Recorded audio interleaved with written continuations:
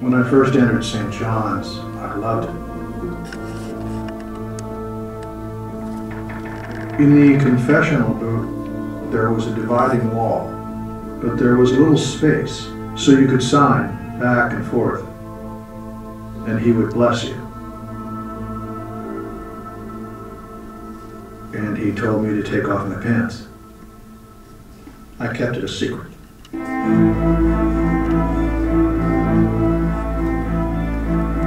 He's assaulted, probably 200 children. We thought that the priest would be removed from the school. What do you do about Father Murphy?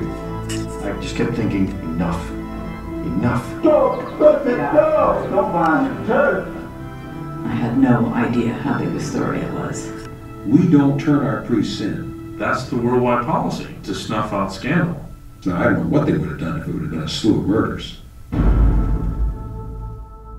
Alex, I've seen a few of your films in the last, to refresh myself in the last week, and I've noticed the one thing that they have in common is that each one of them has left me so fucking angry, so furious, so nightmarishly, riddled with sort of rage and yet a peculiar kind of focused rage in that I just want to go, and there are names in my head, there are people that I want to call, there are people I want to write, but overriding everything is my feeling, how can he make these movies without himself being consumed by rage? Because I don't know what to do after I see your movies sometimes. I don't know where to put that. How can you, do you just get livid when you sit in the editing room? Or can you focus? Can you get past when you make a movie about sex criminals or about people who disgustingly warp the economic system or people who torture other people to death and cover up the evidence? Well, it's good to have a healthy outlet.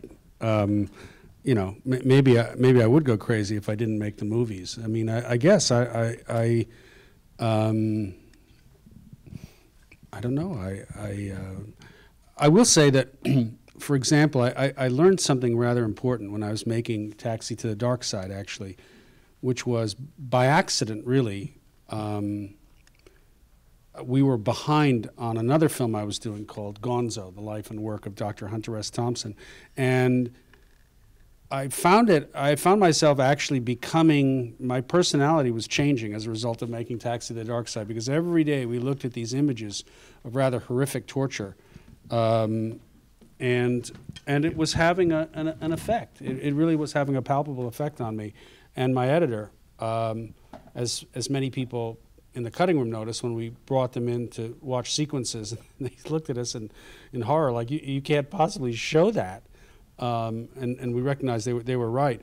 But Gonzo was great because then I got to walk next door and there were a few laughs in that cutting room. And I found that useful. So in fact, over time, I've developed this peculiar habit of working on a number of films at the same time, usually rather different in nature and tone, so that one balances the other. But I do get angry. But they're all kind of sort of screamingly countercultural in their orientation, aren't they? I mean, you must have really felt that you missed something if you didn't go through the counterculture, because for all the destructive effects of it, I think you still seem to harness some of that energy, some of that take it to the streets energy. That may be so. I mean, I would have to say, during the counterculture, I was something more of a jock than really a bomb thrower. But I had a stepfather who was very much involved in the counterculture, the Reverend William Sloane Coffin Jr., who was really in the forefront of not only the freedom rides, but also the protests in the war against Vietnam. So I saw a lot of that stuff up close. And I'm sure that's had some sort of galvanizing effect on me. So you were kind of going back to the Catholic Church in making this film. I mean, did this Catholic Church that you were exploring in this film bear any resemblance whatsoever to the one that you knew more close up. Yeah, it did. I mean, look, I should say that my father, who was a journalist, and from whom I also, took a lot, was also, in his own peculiar way, and I emphasize that because that's very often the case with Catholics, in his own peculiar way, he was a devout Catholic. I mean, he was divorced twice, married 3 times, but he considered himself a devout Catholic. And, I remember weeping when he said I was going to have to become an altar boy. And I got out of that one. But there was something in the culture that I recognized as I was doing this film. There were kids in my neighborhood, and it was always like, don't be going back into the sacristy with Father Hanlon. And it was always said in a kind of a joking way. And I mean, in a way, that's the shocking and sort of appalling thing in retrospect, is that it was considered part of the package. That it was not something that you made a big stink about. It was just, be careful back there. Things could get rough. And I remember my own religious education. It was very much tinged with sort of fear and a peculiar kind of sexual prurience that the priests would get involved with. Always, the conversation always steered itself to sexual matters somehow, which I found interesting and sometimes enlightening. I was surprised how much they were able to teach me about things that I didn't know when I was younger. Example, please. Well, somebody was saying that this is probably politically incorrect to say, but for a young 12-year-old boy, so I remember Father Hanlon was his name, actually, saying, so, how many times a week do you masturbate? He was asking me. Answer withheld from this audience. But he said, and how often do you masturbate to Playboy? I thought to myself, masturbate to Playboy? You mean other people do that? And I had never even thought of it, but that seemed to be something that other kids did. So it's like, these priests always have these interesting tips that they pass on to you. Anyway, the point was that they were always concerned about sexual behavior. They would show up at CYO dances literally with rulers, and you used to have to observe a 12-inch distance between yourself and your partner. So anyway, I probably said much too much about my Catholic upbringing. I'm just curious, Catholics in the room, how many? Okay.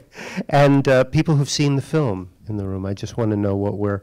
okay, because it hasn't been screened yet, and I'm a critic, and I get to see it early. Okay, so we should just establish then what it is that the film covers. To me, I just want to say one of the reasons that I love this film is it's not only about this horrible case, but it seems to widen. The camera seems to pull back and back and back. You start off with a very, as it were, tight close-up, and then move back until you take in pretty much the whole of the Vatican. What point did you decide that it was Father Murphy that was going to be your starting point? And can you tell us a little bit about Father Murphy for everybody who hasn't seen the film? I read, there was a front page piece in the New York Times, which I read, and it seemed to me as a way into this story for me, which I had been wanting to do because I had an emotional connection to it.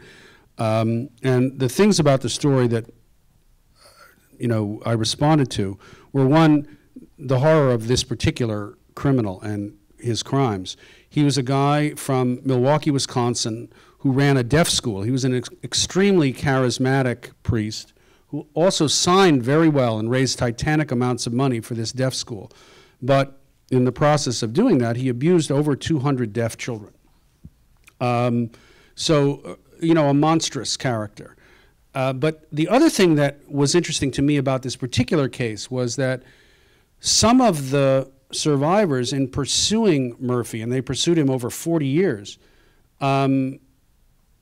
uncovered through legal proceedings documents linking current Pope Benedict, then Cardinal Ratzinger, directly to the case. And that was rarely done. There was much talked about that, of course, with a wink and a nod, the Vatican must know what's going on. But in this case, documents actually connected this case to that case. So that seemed to me a tremendous opportunity to look at something, as you say, in close-up and then widen out to see how the institution itself continues, aids, and abets this abuse.